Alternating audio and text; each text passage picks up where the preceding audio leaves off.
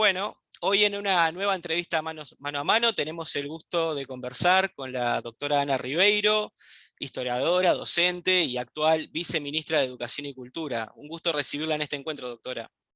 Muchas gracias, Marcelo. El gusto es para mí, sobre todo pensando que esto se va a reproducir con alumnos, como me dijiste, y eso siempre, yo qué sé, a un viejo docente le parece la cosa más linda del mundo, ¿no? Totalmente, totalmente, sí, sí. Bueno, esperemos que esta sea una experiencia formativa también en parte para todos los que puedan acceder a esta entrevista. Variados son los temas que me interesaría conversar con usted, pero vamos a comenzar por la génesis de las cosas. ¿Cómo surge en usted la vocación por estudiar historia, ¿no? Esa disciplina humanística que es tan esquiva para muchos, muchos prefieren obviar el estudio de la historia. ¿Cómo surge ese interés en usted?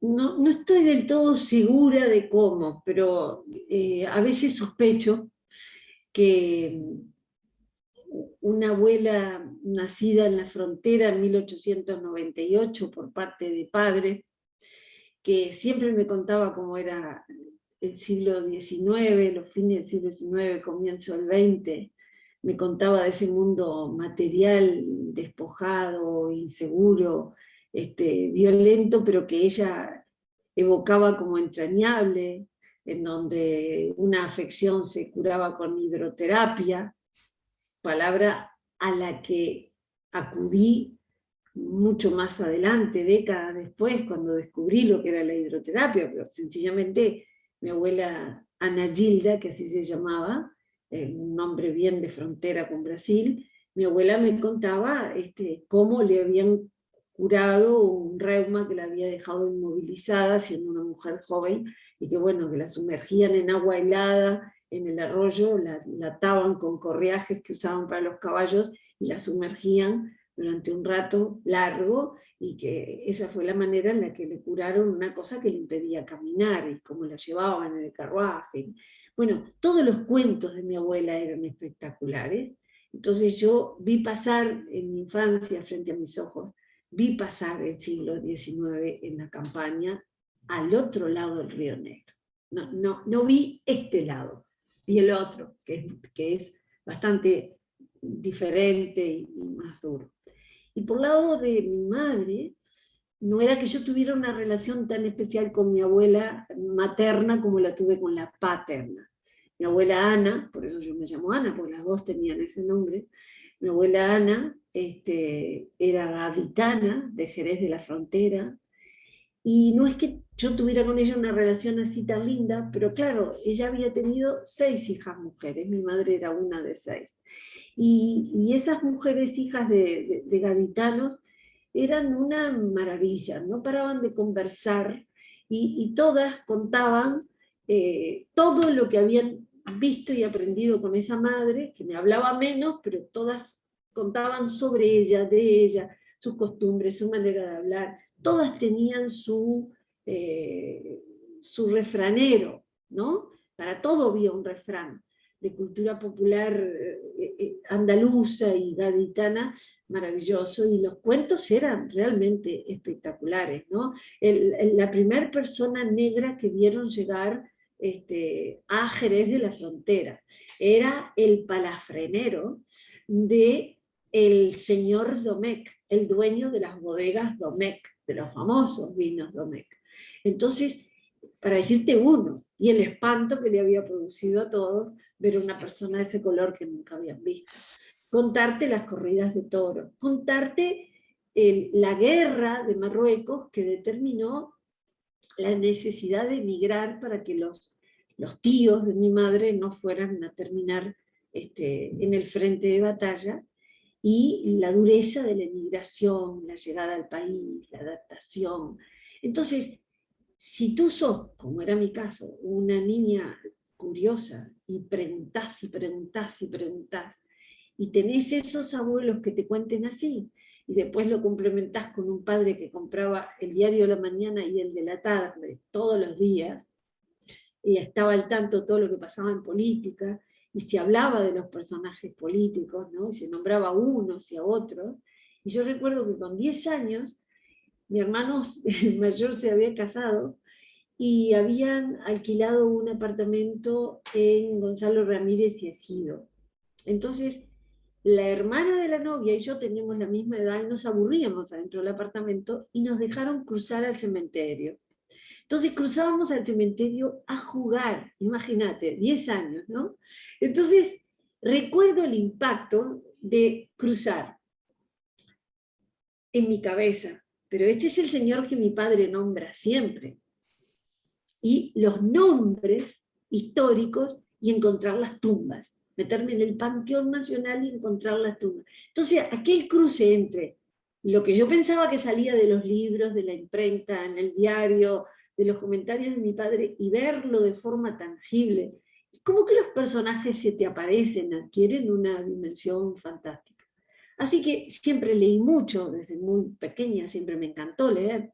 Entonces, supongo que la suma de todo eso pasa raya y por ahí sale un historiador, que fue mi caso. No encuentro otra explicación que esa, ¿no? La curiosidad por el pasado y por el presente, porque el historiador no es solamente alguien obsesionado con el presente, con el pasado, tiene que ser alguien curioso en el presente. Porque la curiosidad es en definitiva ponerle una lupa y una atención especial a la condición humana. Y si tenés eso, claro, también podés ser sociólogo, también podés ser Usted arqueólogo. barajó primeramente la posibilidad de ser socióloga, ¿no? Claro, Previamente. sí, muy jovencita, tenía una compañera de clase que iba a seguir sociología, y bueno, me parecía que era lo que encuadraba perfecto en esa edad en que te influyen mucho tus amigos y tus compañeros, me parecía que era lo correcto. Pero claro, a mí me tocó justo terminar preparatorio en el momento del golpe de Estado, ¿no? Por mi edad, yo tengo 65 años, entonces cuando llego a los 18, es el golpe y la intervención de las universidades. Correcto. Entonces, cuando reabre las universidades, yo creía que eso se dictaba en humanidades, pero no se dictaba nada. Cuando reabre humanidades, que fue la última en abrir, hice la cola larga y además una cola de mucha tensión, porque era la última universidad, porque estaba todavía custodiada por los militares, y hacíamos la cola entre señores con los rifles, y estabas en el momento de la aprensión, del miedo, de recién empezar a entender lo que estaba pasando, o haberlo entendido lo suficiente como para sentir miedo también, ¿no? Más fundamentado todavía, ¿no? Justamente a eso quería apuntar, ¿no? ¿Cómo era estudiar humanidades en aquella época tan particular? Si mal no recuerdo, usted egresó en 1981 de Facultad de Humanidades, todavía en el pleno proceso cívico-militar. ¿Cómo era estudiar una carrera como humanidades en ese periodo? Y había una mesa de entrada en la que había unos policías retirados, mayores, precisamente porque eran retirados, algunos de ellos de la frontera, recuerdo uno con su acento inconfundible porque hablaba como mi papá, que te pedían la cédula todos los días y te controlaban, y que con el tiempo terminaron conociéndonos más o menos a todos y teniendo hasta cierto intercambio amable con nosotros, pero te sentías como se sentía todo el país, y especialmente los espacios universitarios, bajo observación, vigilancia. Cuando te estaba contando de la cola que hice tensa, cuando llegué a la cola, para que notes el clima, recuerdo que el bedel que nos anotaba, el señor sentado en la bedelía, después lo supe, era un crítico de cine muy fino, Luis Elbert, un encantador señor. Y Elbert me dijo, sociología aquí no existe, eso es una materia en la carrera de Derecho y usted tiene que definirse rápido porque mire la cola que hay. O sea, decida ya que va a estudiar. Las carreras, me dijo, están acá arriba. Arriba de su cabeza había un cartel colgado, entonces yo di un paso para atrás y lo más rápido posible tuve que resolver. Y recuerdo que mi duda fue, ¿qué hago? ¿Literatura o historia? Porque las dos cosas me encantaban y eran las que tenía mejor nota. Y hice un rápido raconto mental y digo, bueno, pero creo que la mejor nota la tuve siempre en historia. Me anoto en historia. Pero todo lo hacías como en eso, es un gesto muy simple, ¿no? Yo no voy a hablar de tragedias que otros vivieron y que no fue mi caso. Cárceles, persecuciones, etc. No fue mi caso, pero el clima se desparramaba en el país y eso era una cosa simple, cotidiana.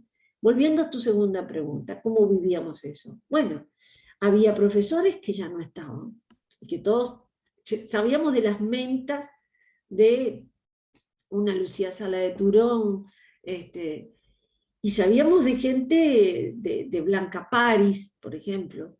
Eran los nombres con el prestigio intelectual que se hablaba de aquellos grandes profesores que ya no estaban, por la situación que todos sabíamos, ¿no? Muchos separados de sus cargos, en el exilio, presos, etc. Y recuerdo especialmente al profesor Agustín Veraza, que nos daba clase de Historia Nacional, y que siempre tenía una piecita detrás de la biblioteca, en donde él estudiaba, preparaba sus cosas, y había como una especie de biombo de separación. Y él desde allí nos observaba, ¿no? Y veía a los que íbamos más frecuentes, pedíamos más libros, éramos mejores estudiantes en su clase y demás, y seleccionó un pequeño grupo, en el cual me incluyó. Y entonces un día nos llamó para atrás de la piecita, dice, ustedes no saben fichar, no saben hacer fichas, ni de libros ni de documentos. Esa era una de las materias que había volado. O que la dictaba alguien que no la dictaba con aquella maestría que tenían algunos de los profesores que se habían ido.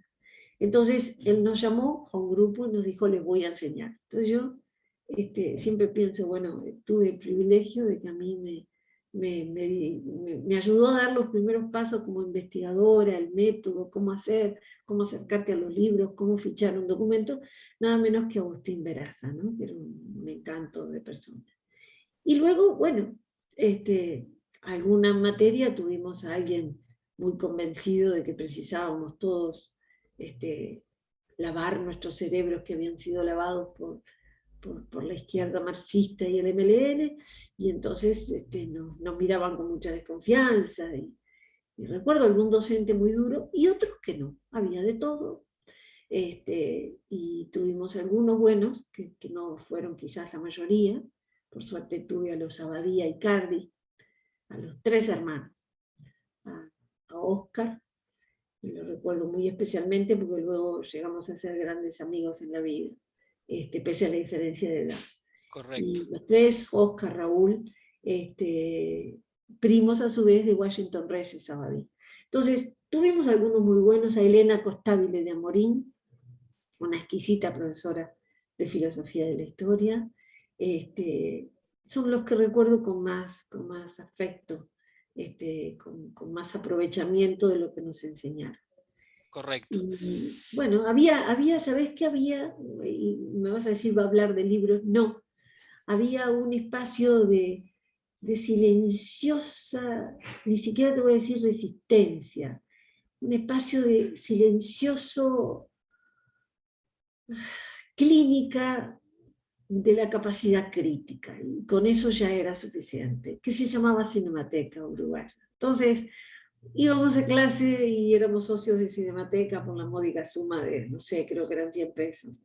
Y tenías la posibilidad de ver cine sueco, ver cine francés, ver la Nouvelle Vague, verte todo un ciclo de Antonioni, de Visconti, Ampliar los horizontes culturales, y digamos. mantener la cabeza viva, ¿no? Mantener la cabeza viva. Y eso ya era en sí mismo muy rico, muy bueno.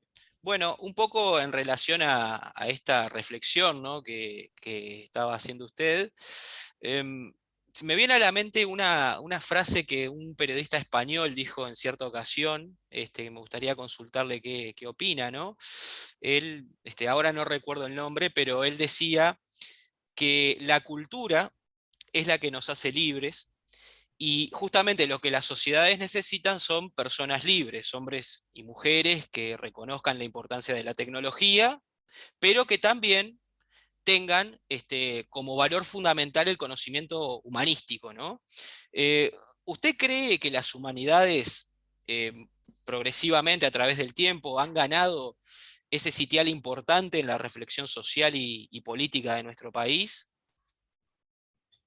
Por supuesto, yo creo que en el mundo, y nuestro país no puede mantenerse nunca ajeno a las corrientes del mundo, en el mundo es clarísimo que por más tecnológico y científico y en clave de ciencias duras que te pongas y que progreses, lo que te permite algo tan simple como la conexión entre una cosa y otra y el aprovechamiento de eso en clave de crecimiento personal y crecimiento grupal, lo que permite la cohesión entre los grupos sociales, entre las naciones, y lo que permite la realización plena de una persona, es todos los saberes, aterrizarlos en un plano que no es sino humanístico, porque no somos sino seres humanos. Entonces, las disciplinas humanísticas son las que hacen el conocimiento general de las cosas de los hombres y mujeres de este mundo. Entonces, es imprescindible para cualquier cosa, ¿no? Correcto. Y creo que una y otra vez, cuando creemos que decaen las humanidades porque tanto y tan rápidamente progresan las ciencias, las humanidades aparecen como el único nexo posible entre las cosas. Así que no me cabe la menor duda de eso que tú acabas de decir. Em, Yendo un poco al plano local y respecto a lo que hace a su expertise y a su actividad académica en el ámbito de la investigación histórica, em, ¿cuál considera usted o cuáles considera usted los mayores obstáculos para la práctica historiográfica en Uruguay? Me refiero para la investigación histórica en Uruguay. ¿Considera que existen algunos obstáculos y dificultades para llevar a cabo prácticas historiográficas, llevarlas a buen puerto? Bueno, yo te diría la más permanente, son siempre las dificultades de tipo económico, porque si una persona va a investigar, así se dedique a la investigación de la última vacuna o a la investigación de la vida de Fructuoso Rivera, lo que necesita es tiempo y concentración, por sobre todas las cosas, ¿no? Luego, obviamente, también necesita acceso a los repositorios, necesita estar con sus pares y poder intercambiar, necesita acceso a las bibliotecas, de pronto necesita viajar porque hay alguna cosa que está en el exterior y no aquí, necesita un intercambio fermental con sus pares del mundo, no solamente los nacionales. Todas esas cosas tienen detrás las dos palabras que te dije inicialmente. Tiempo, dedicación, tiempo para investigar.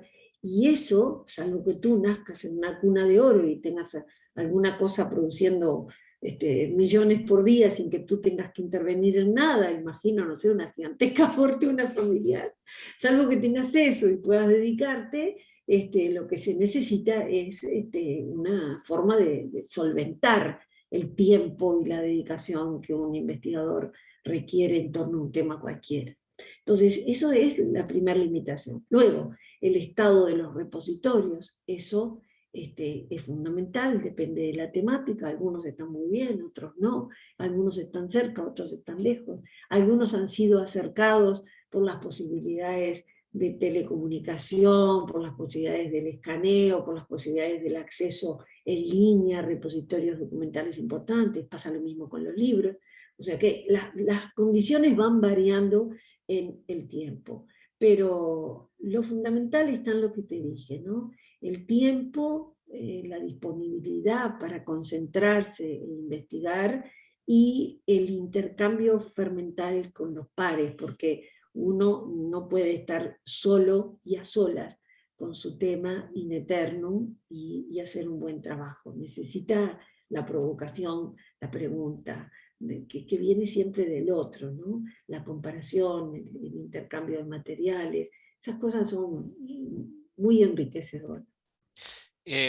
Bueno, justamente un poco siguiendo en tema con eso, luego de atravesar la Facultad de Humanidades, usted tuvo el privilegio de estudiar en universidades extranjeras, en poder nutrirse de experiencias que podemos denominar un poco de otredad, ¿no? Usted estudió o participó en actos académicos en la Universidad de Nueva York, en la Universidad de Salamanca, ya sea tanto como alumno o como docente, solo por citar algunas, obviamente, ¿no? Realizando además algo muy curioso, investigaciones que aluden al espacio rioplatense, muchas de ellas, ¿no? Em, por eso me surge la pregunta de si existe en el extranjero, en estas universidades extranjeras, una receptividad a lo que es la historia rioplatense, o más específicamente la historia uruguaya. Sí, existe, por supuesto, el área de lo que se llama el área de historia americana, los americanistas, son un grupo numeroso en el mundo. Y así como existimos nosotros, los americanos, que estudiamos nuestra historia, existen extranjeros que se enamoran de nuestra historia por X razón y que también se dedican a estudiarla. Y nos encontramos en los archivos del mundo, e intercambiamos con ellos, nos encontramos en los congresos, en los seminarios, en los simposios de todo tipo que se organizan en las universidades, y somos eso, el grupo de los americanistas, ¿no? Los que nos dedicamos a la historia de América. Cuando hay un grupo fuerte de americanistas, porque no todas las universidades lo tienen, cuando lo hay, entonces allí les interesan los libros sobre la temática, allí surgen invitaciones para que vayan, etc. Yo tuve, como tú dijiste, el privilegio de poder hacer el doctorado, y lo previo al doctorado, que en mi caso, como fue en Salamanca, no fue una maestría, sino el equivalente a la maestría, que se llama en Salamanca el DEA, el Diploma de Estudios Avanzados de Doctorado. Entonces yo hice el DEA y hice el doctorado en la Universidad de Salamanca. Pero lo hice, yo te diría, vieja ya, ¿no? Yo durante muchos años tuve que mantener mi casa y mis 3 hijos, y trabajé mucho para eso, ¿no? Sí, mi título de licenciado de la Universidad de la República me fue muy útil para eso, y di clases primero simplemente en UNTUS y en liceo, y finalmente accedí al nivel terciario en la Universidad Católica del Uruguay, y luego di clases en el IPA, y con todo ese bagaje y ese afirmar muy fuerte que implica la docencia, en donde lo que creías que sabías a fondo lo terminás de aprender cuando se lo vas a enseñar a otro, porque la docencia tiene esa condición maravillosa. De verdad sabes algo después que te lo enseñaste a un chiquilín de 14, 15 años o 17. Entonces, pues, hiciste todo el esfuerzo de inteligir, de traducirlo, de hacer las conexiones temporales para que el joven te entienda. Entonces ahí lo sabes de verdad, ¿no? Antes lo sabías como se saben las cosas para un examen. De pronto sabías un montón, y sin embargo todo era bastante más frágil y más volátil. Después que lo internalizaste y se lo transmitiste a un adolescente, bueno, lo sabes de verdad, ¿no? Hiciste la transmutación de tu cabeza a la otra, etc. Entonces, con todo ese bagaje, un día yo ya había empezado a escribir, atrevidamente había empezado a escribir, y tenía algunos de mis libros escritos, y conocí a un profesor de Salamanca que venía siempre a la Biblioteca Nacional.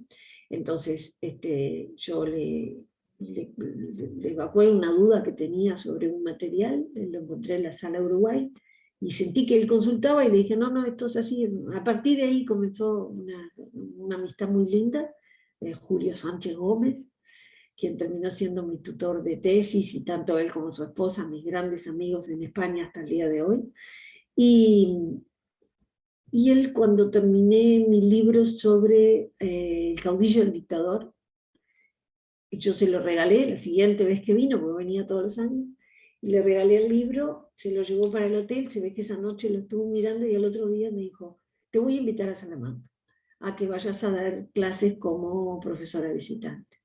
Y bueno, fue mi primer contacto con Salamanca, y allí me hicieron la pregunta, ¿y tú por qué no sos doctora? Porque este libro es una tesis doctoral. Entonces le expliqué, bueno, en mi país no hay doctorado, no lo había en esa época todavía, en mi país no hay doctorado, bueno, yo tuve que criar a mis hijos, no era fácil pensar en ir a algún lado pagando 4 pasajes, ¿no? Y alquilar una casa como para los 4, no me fue fácil eso. Entonces, allí me dijeron, la vicedecana, me acuerdo que me dijo, Zaskun Álvarez, me dijo, pues la próxima vez que haya un llamado a beca, tú te vienes para aquí. Y bueno, yo pensé que aquello era remoto. Y al año, curiosamente, esto fue el año 2005, la primera visita que hice.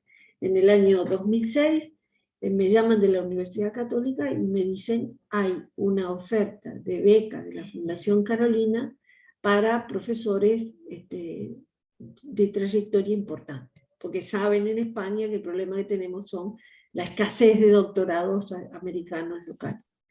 Entonces, ¿por qué no te presentás? La universidad te apoyaría. Y yo también me acuerdo que dije, pero miren que yo tengo 50 años, no importa. Bueno, está perfecto. Me presenté. Y bueno, obtuve la beca de la Fundación Carolina. 2 obtuvimos en ese mismo año la beca. Facundo Ponce de León, tiene 20 años menos que yo, y yo. Facundo fue para la Carlos III de Madrid y yo fui para la Universidad de Salamanca. Doctorado en filosofía, si no me equivoco, ¿no? Ponce de Él en León. filosofía y yo en historia. Ahí está. Y bueno, y luego volvimos los dos con nuestros doctorados y es un mundo que se te abre, ¿no? Pero siempre, y cada vez que tengo oportunidad de decirlo, lo digo y voy a aprovechar el espacio que tú me das. Yo no pasé nunca a premio ni vergüenza alguna con la formación que había tenido en Uruguay. Resultó muy buena, incluso para la gigantesca Universidad de Salamanca, la más antigua del mundo de habla hispana, fundada allá por el siglo XII. Y eso es un orgullo para mí, ¿no? Siempre Correcto.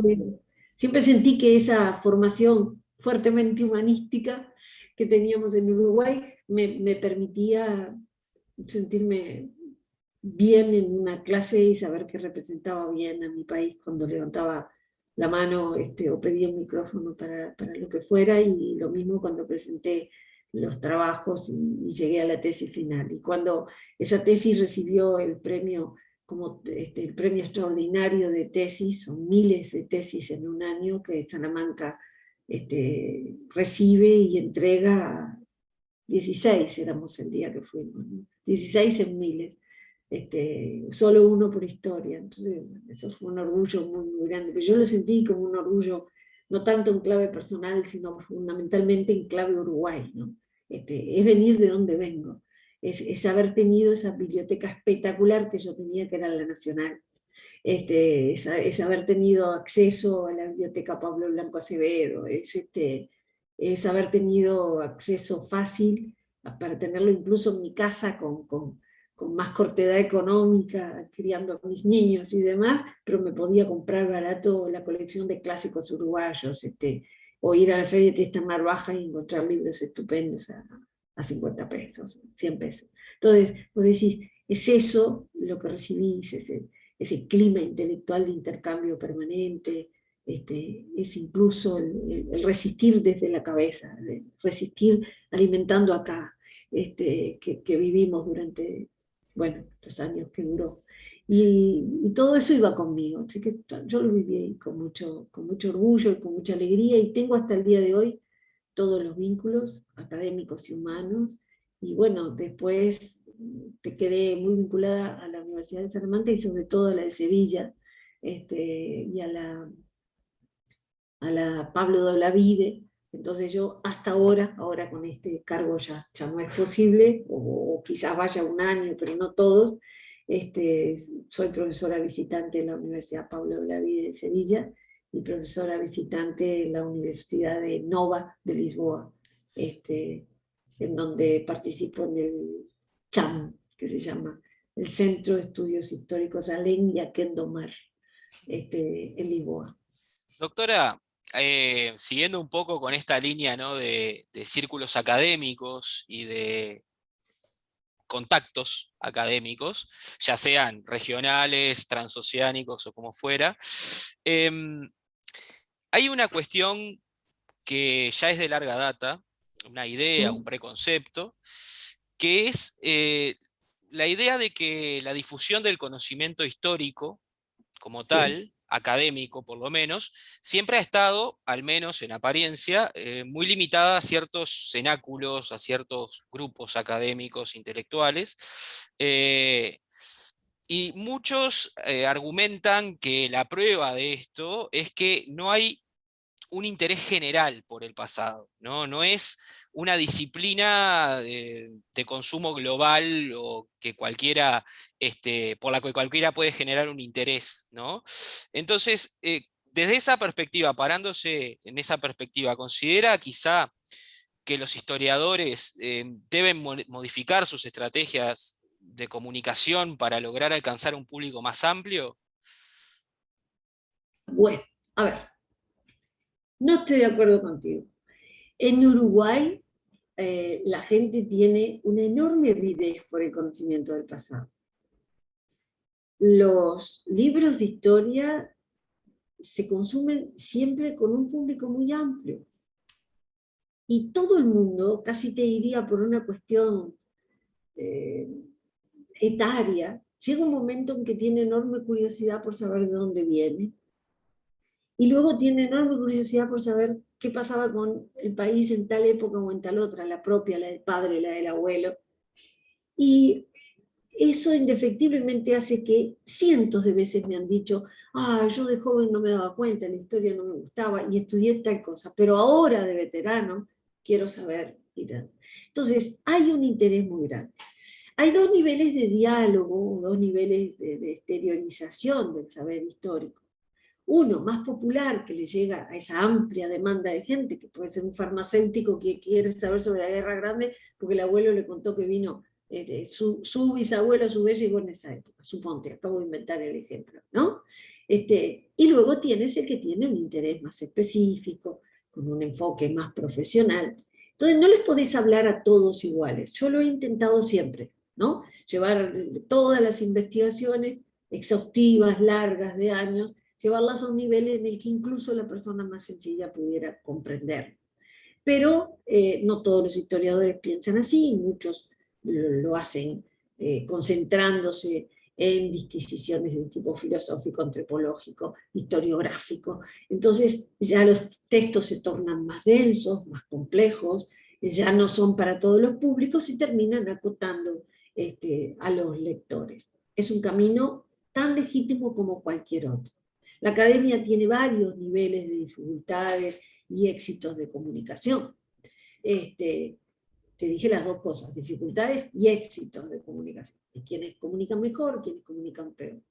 Las reglas de la academia son muy claras, son reglas que rigen la creación de conocimiento científico valedero sobre el pasado, entonces, bueno, tienen que respetarse. Y a veces esas son compatibles y a veces no con la difusión masiva.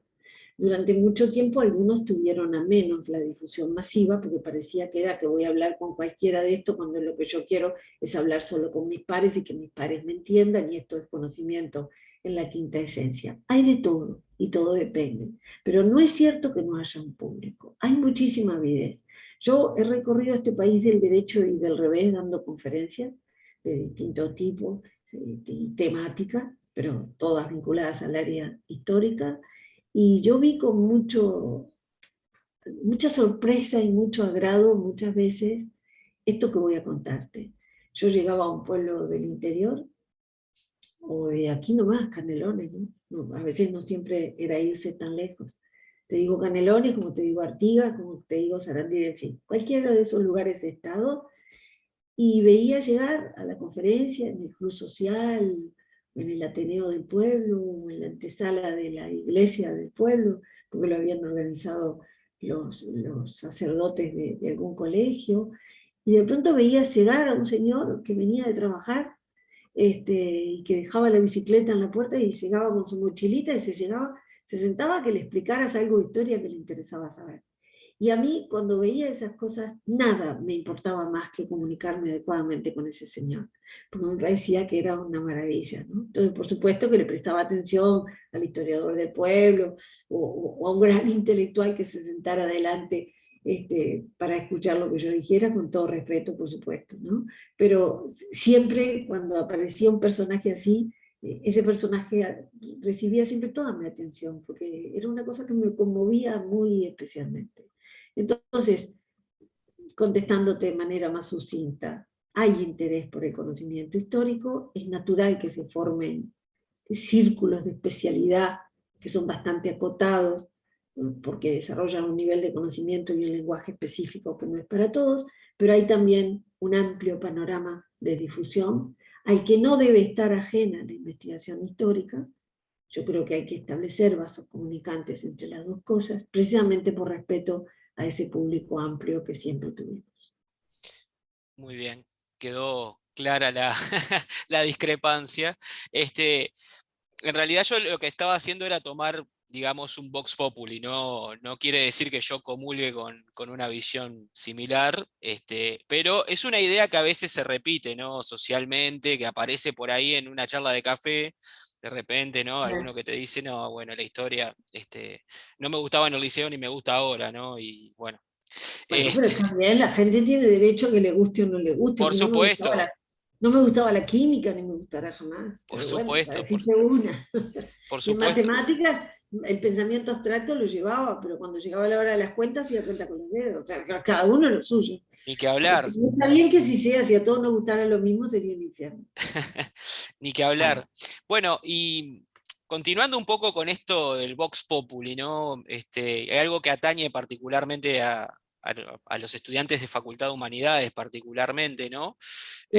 Existe una idea muy difundida, Vox Populi, por supuesto, de que las carreras humanísticas no tienen una proyección o un futuro desde el punto de vista laboral o del punto de vista económico, material, no son carreras muy solicitadas. Ese es un poco el esquema, el planteo que se hace en buena parte de la sociedad. En el caso de usted, ¿considera que esto se ha podido revertir en las últimas décadas? Este prejuicio, este sesgo de discriminar a las humanidades, quizá.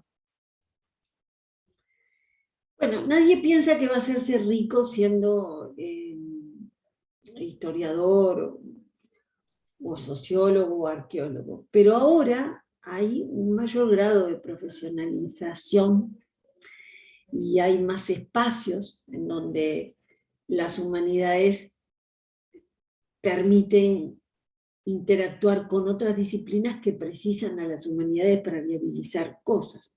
Entonces hay lugares de trabajo que eran impensados hace 30 años atrás y que ahora de pronto tienen un espacio. Pero por otra parte, yo personalmente pude mantener a mi familia siempre y lo que sabía hacer en la vida era esto, enseñar historia. Claro, no tiraba manteca al techo, pero bueno, sobreviví.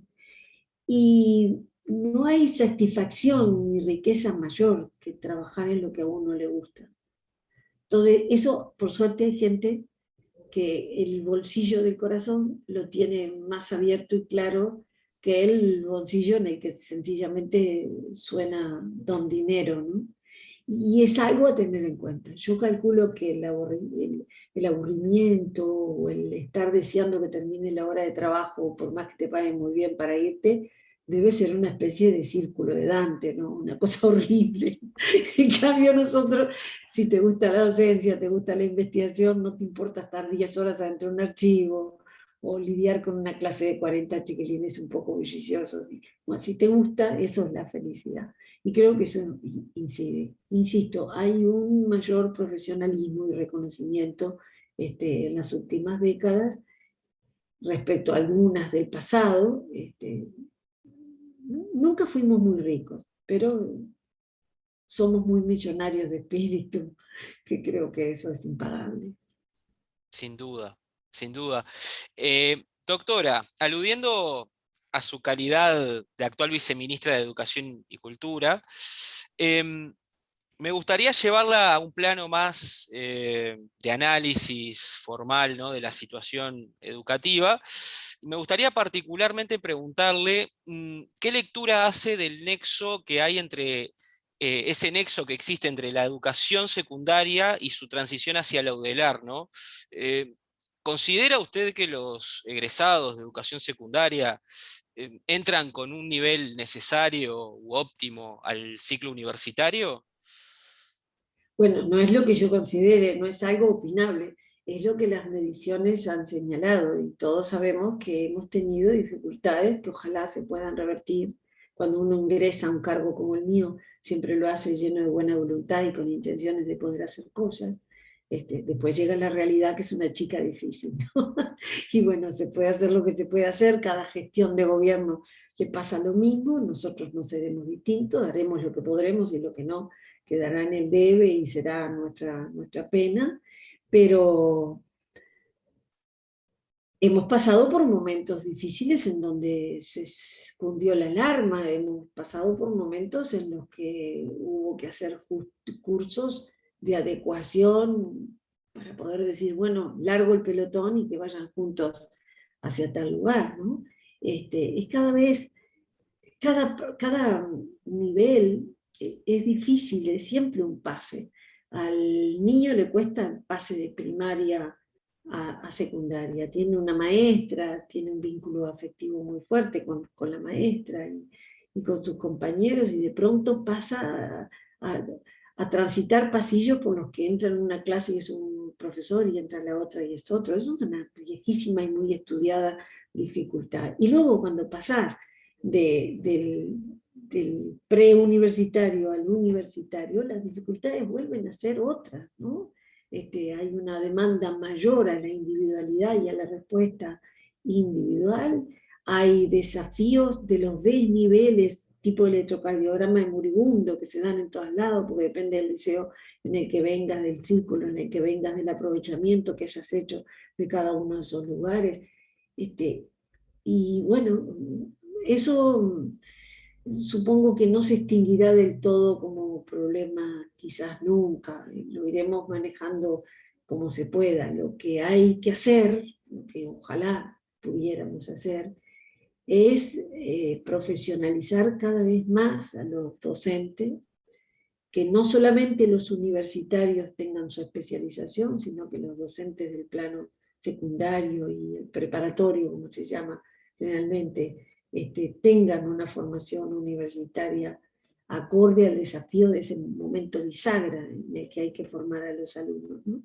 Y sobre todo responder a los desafíos de la evolución epistemológica, porque los saberes cambian constantemente, no solamente surgen saberes nuevos, sino que cambian la forma en que los saberes se manejan, se almacenan y se utilizan. Y un ejemplo bien simple es, nosotros antes teníamos que aprendernos, de aprender con H en el medio, ¿no?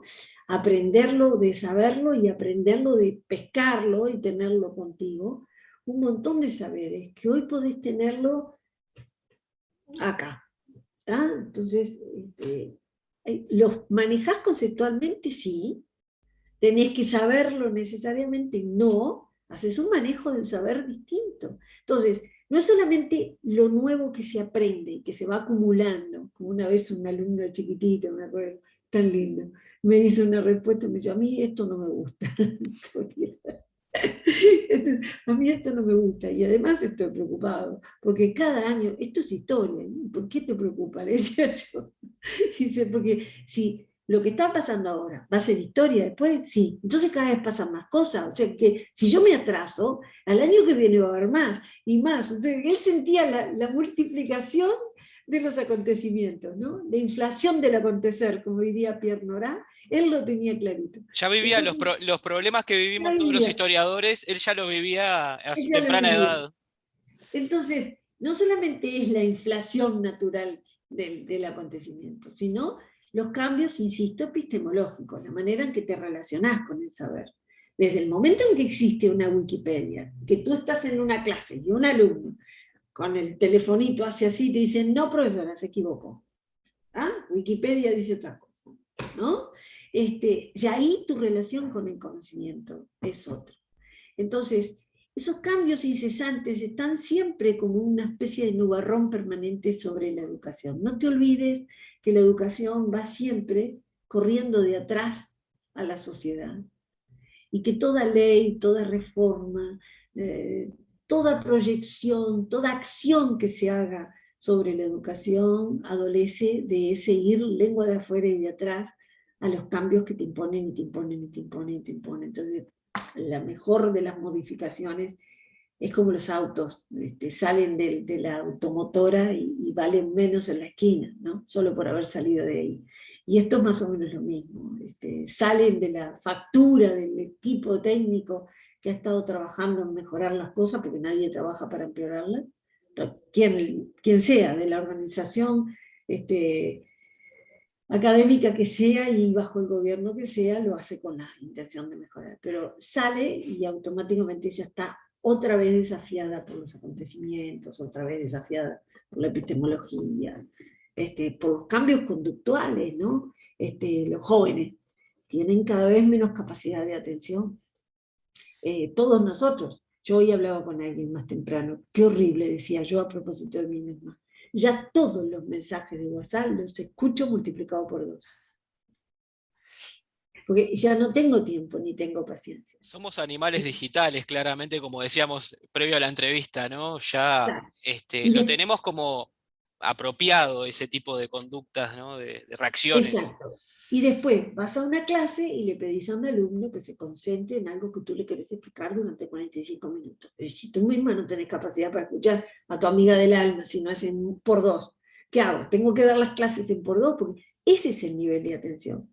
Y todo eso son desafíos educativos. Así que bueno, la educación es verdaderamente un terreno de inestabilidades permanentes y desafíos constantes, pero por suerte todo el mundo entiende, nadie se atreve en voz alta a decirlo, puede descuidarla a alguien, pero nunca jamás alguien se atreverá a decir que no es imprescindible, necesaria y el buque insignia de todos los países.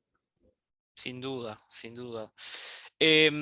Bueno, doctora, para ir cerrando este encuentro, un poco acotado por los tiempos de la virtualidad, pero ya vamos a tener ocasión quizá en el futuro de poder conversar más largo y tendido sobre temas propiamente de historia, que son los que nos interesan a ambos. Me gustaría preguntarle, ¿no? Quizá como algo anecdótico, ¿cómo es que articula hoy en día su desempeño docente y sus actividades de investigación con su actual función en el Poder Ejecutivo? ¿Cómo articula todas esas actividades que a priori parecen tan distintas, ¿no? No articula.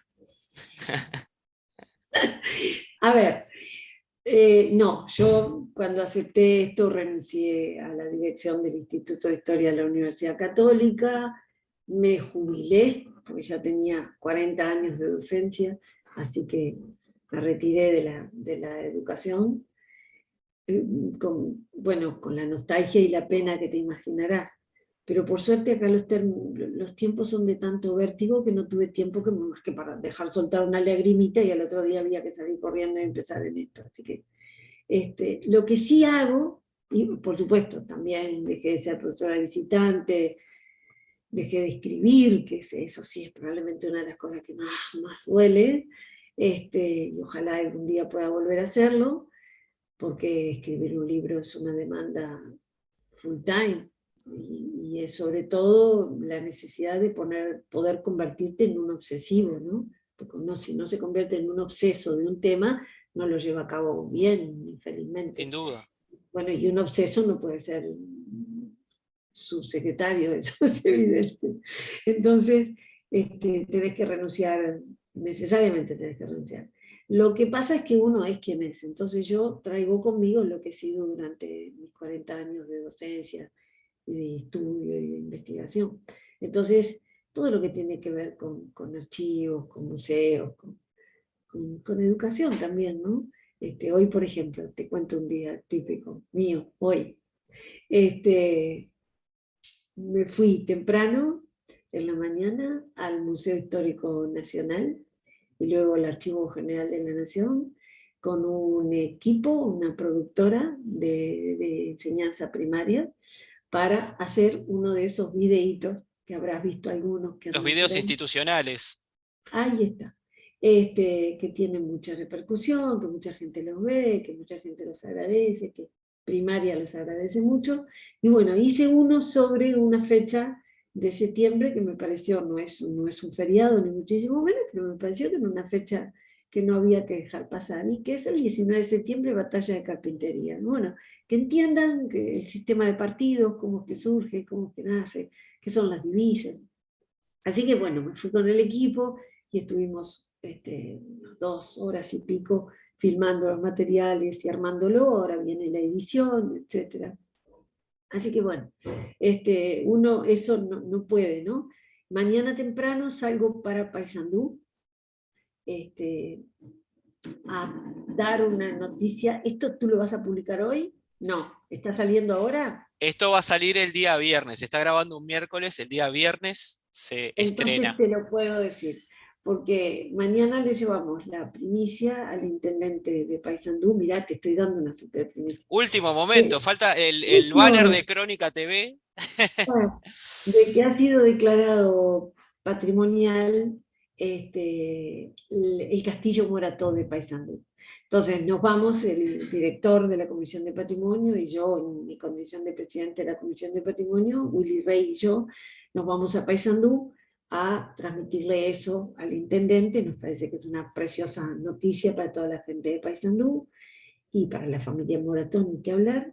Luego vamos en visita técnica al Monumento a Perpetuidad, que esto es el cementerio viejo de Paysandú, que tiene, bueno, es una colección de arte maravillosa, de arte funerario maravilloso. Hay algunos problemas de mantenimiento en esos mármoles y demás. Vamos a hacer una evaluación crítica de cómo está todo eso, qué medidas hay que tomar para preservar eso patrimonialmente. Después vamos a visitar una comisaría muy antigua que quieren convertir en un museo, así que vamos a ver las posibilidades de la museificación de todo eso. Luego vamos al centro Gobi, que es el centro documental de la colección Gobi de tango. Vamos a ver un espectáculo de tango y vamos a visitar el centro documental y a evaluarlo. Y al otro día, a la noche caeré muerta después de todo esto, y al otro día, a la mañana, visito la UTEC bien temprano, y después de visitar la Universidad Tecnológica de Paysandú, me vengo todo lo rápido que se pueda hasta la Rural del Prado, porque en mi condición de presidente de la Comisión de Asuntos Ecuestres, que también depende del MEC, desde donde regulamos equinoterapia y todo lo que tiene que ver con caballos y deportes ecuestres en Uruguay, una tarea bastante alejada de mi condición de historiadora, pero que me encanta. La ARU, la Asociación Rural del Uruguay, me pidió que entregue el premio al gran campeón de raza criolla, porque es patrimonial también. Entonces, bueno, lo voy a hacer con sumo placer. Y bueno, ¿te parece que eso es compatible con seguir siendo historiadora? No podés. Eso es un día normal mío. Bueno, pero Entonces, bueno, sin duda, el margen de actividades es tan amplio como cuando uno es historiador, ¿no? Que va corriendo de un archivo al otro y va, acá tienen este diario que en este archivo no lo tenían, entonces vas para el otro, y vivís arriba de un ómnibus, o de un auto, de una moto, sí, lo que sea. Pero bueno, el margen de actividades no ha mermado en ese sentido, son diferentes no, no, actividades. no, no. Lo único que tengo miedo cuando esto termine es, ¿cómo haré después para vivir sin la adrenalina de caso? Porque estoy más adrenalina dependiente que nunca. Bueno, así es, y, y bueno, ojalá podamos hacer las cosas lo mejor posible. Ese es el sincero y modesto el deseo que personalmente tengo. Doctora Ana Ribeiro, historiadora y viceministra de Educación, bueno, muchas gracias por su tiempo y reitero el deseo bueno, tenerla de invitada en otra oportunidad a este espacio. Muchas gracias. ¿Cómo no? Cuando quiera. Felicitaciones por este espacio y por la carrera que elegiste. Bueno, No vas a ser rico, pero vas a ser feliz casi siempre. eso es la intención. Con esa idea me anoté, con esa idea entré a facultad, así que, bueno, hay que seguir la vocación de uno. Créeme que resulta. Muchas gracias, doctora. Hasta luego. Chao.